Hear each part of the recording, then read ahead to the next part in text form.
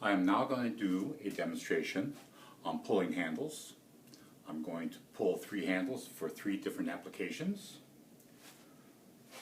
This video will be just the pulling the handles, and the next video will go on ahead and install these handles on pieces. First thing that you're going to need is a good piece of clay, and you're going to have to wedge it well.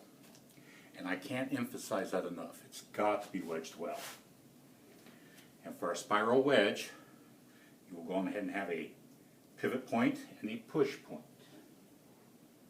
Pivot, push, pivot, push. And you'll walk with it like that.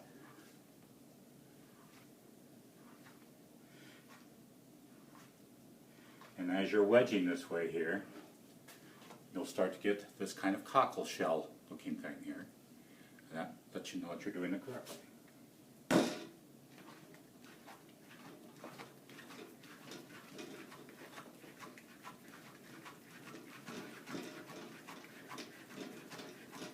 After you get your clay completely wedged to where it tells you that it's done, it will actually change how it feels.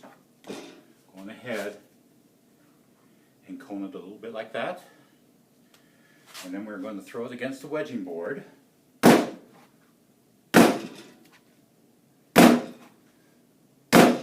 start to get an elongated curve out of it.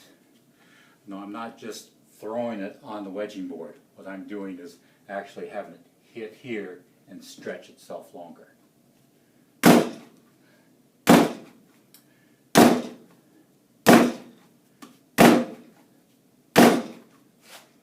So you want to continue doing this until you get this Tyrannosaurus tooth looking thing here. Now when I go on ahead and pull handles, I don't pull just a handle. Usually I have the mess started, I've got a batch of clay to work with, I go on ahead and go for 3, 4, 5 handles, whatever I have.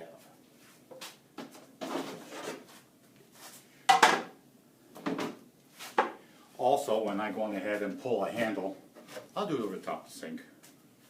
That way my cleanup is a lot easier. And I will always have water available to me. So, with my Tyrannosaurus tooth here, going ahead with water, an easy pull down. Don't go after everything right at the beginning.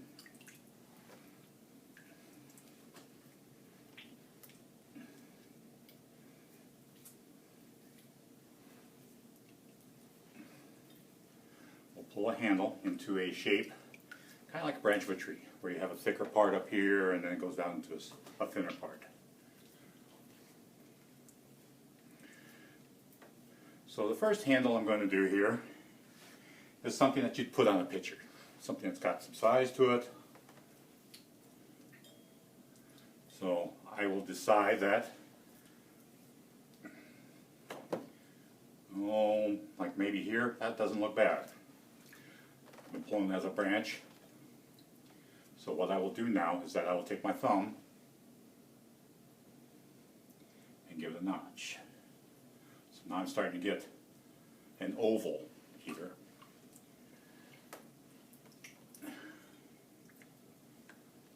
And I'll thin it out a little bit here. And now, as I'm pulling the handle, I change my hand position about every second or third pull. One of them will go on ahead and emphasize that notch there. The next one, I'll go on ahead and go between 2 fingers, flatten and smooth those outside edges. And then another one will go on ahead and do just a pull like I started with before. And I got a handle pretty much what I like here. As you pull a handle, you will have at the end kind of a goofy little lion tail tip to it, a bushy end here. You don't need it. We'll get rid of it. So So I'll set my handle down. And I have more than enough handle. Like that. And then I will go on ahead and put on a bushel basket handle. I don't know how else to explain it. That's going to be a flattened handle. And it's going to look something like the size of this little casserole here. Except I won't do the little loops on either side here. I'll just do the handle itself.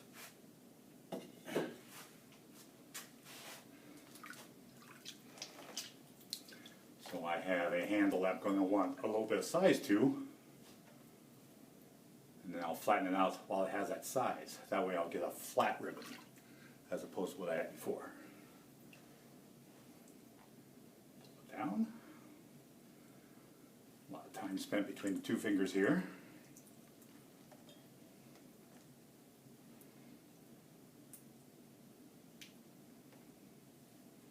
And again, you're going to get this little odd end to it that you don't need.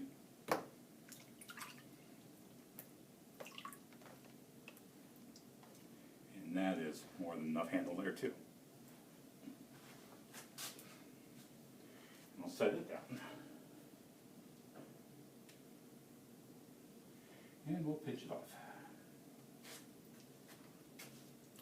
Now the third one is the one that you're going to be having the most of. You're going to have a cup handle. So we're just going to do a little guy here.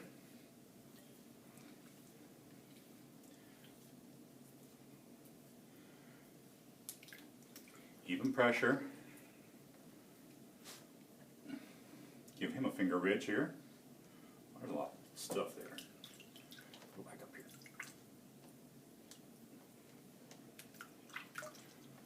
Pull the handle.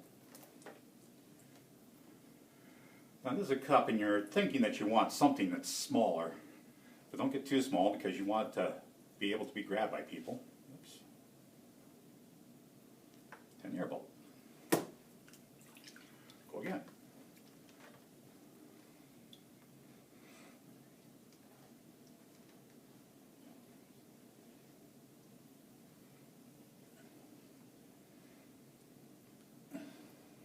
There, and I'm putting this on a big cup, so I will want a bigger handle.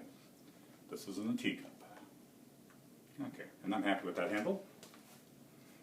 We'll set him down.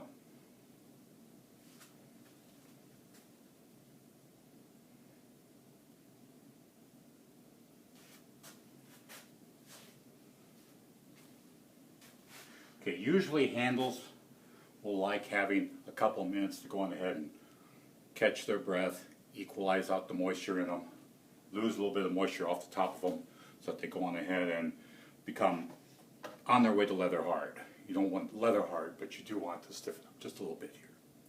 So, my next video, I'll go on ahead and show you installing these handles.